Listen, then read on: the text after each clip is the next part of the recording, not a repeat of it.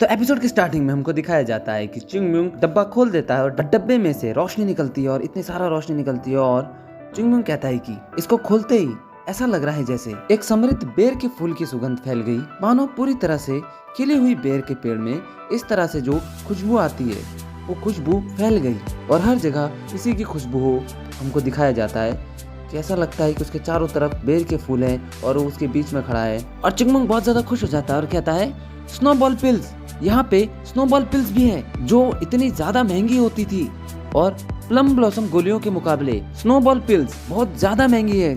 मजा आ गया, मेरे को क्या खजाना मिल गया लगता है। और चिंगम्यूंग कहता है कि ये डब्बा तो प्लम ब्लॉसम गोलियों से भरी हुई है और कहता है कि प्लम ब्लॉसम शॉर्ट सेंट सच्ची में एक पागल आदमी था। तो चिंगम्यूंग शायूंग को याद करके कहता है कि प्लीज मुझ पे गुस्सा मत होना कि मैंने यहाँ पे दुनिया की सबसे महंगी गोलियों को छुपाया है। तो हमको बाहर शायूंग की आत्मा को दिखाया जाता है और चिंगम्यूंग कहता है कि मुझे पहले अपने पूरे शरीर को पूरी तरह से ठीक करने की आवश्यकता है।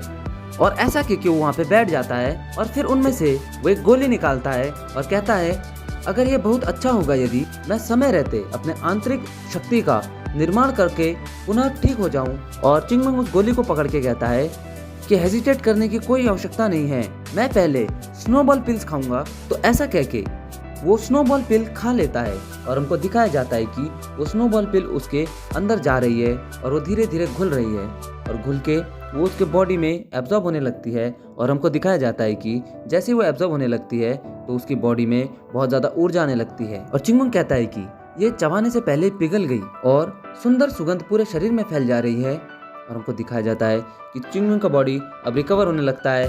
और चिंगम्यूंग कहता है कि मेरे पास इस खुशबू का आनंद लेने का समय नहीं है, मुझे फोकस करने की जरूरत है।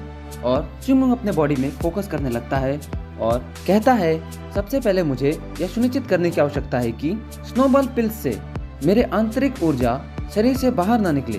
तो चिंगम्यूंग फोकस करके अपनी सारी एनर्जी को इकट्ठा करने की कोशिश करता है और कहता है लेकिन मैं इसका उपयोग अपनी वर्तमान स्थिति में अपने जन्मजात सच्चे आंतरिक शक्ति को पुनः प्राप्त करने के लिए करूंगा।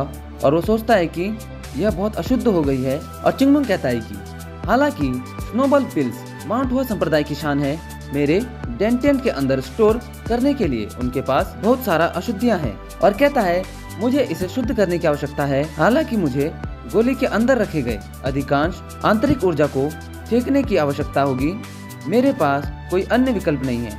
और चिंगम्यूंग कहता है कि आखिरकार मैं अब तक की सबसे पूर्ण और सही नींव बनाने के लिए लंबा रास्ता तय कर रहा हूँ।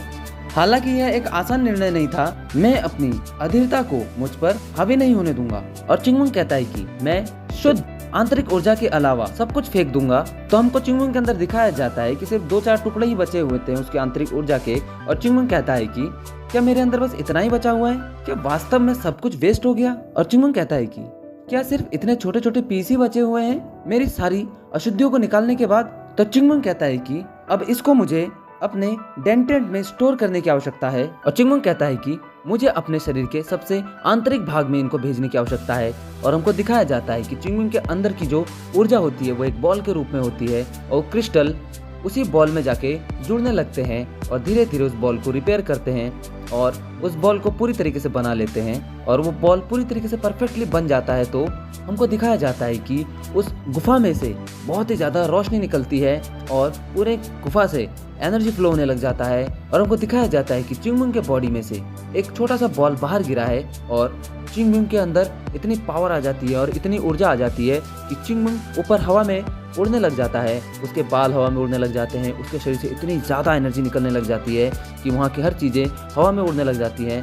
और चिंगम्यूंग कहता है कि ये बहुत बहुत ज़्यादा है। और चिंगम्यूंग को हमको दिखाया जाता है कि चिंगम्यूंग के बॉडी में से हर तरफ से एनर्जी का फ्लो बन रहा होता है और उसके शरीर से एनर्जी निकल रही होती है। और उसके बाद हमको दिखाया जाता है कि चिंगम्यूंग अपनी आंखें खोलता है और देखता है कि उसके हाथ का जो फ्रैक्चर है वो ठीक होने लगता है। और चिंगम्यूंग कहता है कि ये मेरे फ्रैक्चर और मेरे जितने भी स्कार्स हैं इनको हील कर दे रहा है। और कह रहा है ये तो काफी तेजी से मेरी बॉडी को हील कर रहा है, मेरी हड्डी अब पहले की तुलना में अधिक मजबूत हो रही है। और कहता है कि ये इनक्रेडिबल है, ये युवा शरीर गोलियों से आंतरिक ऊर्जा के साथ बहुत अनुकूल है जो इसके प्रभाव को मेरी अपेक्षा से अधिक प्रभावशाली बनाता है। यह सोचना अच्छा होगा कि उसके ऊपर मेरे शरीर में शेष अशुद्धियां बाहर निकल रही है। ऐसा लगता है कि जैसे मेरी मेरिडियंस वास्तव में फैल रही हैं और चिंगमुंग को कुछ समझ में नहीं आता है और वो कहता है कि मेरा ये दिल इतने जोर से क्यों धड़कना शुरू हो गया है। और चिंगमुंग को वहाँ पे बहुत ज्यादा एनर्जी फील हो रही होती है और वो चिल्लाता है जोर से। ऐसा लगता है जैसे कोई बांध टूट गया हो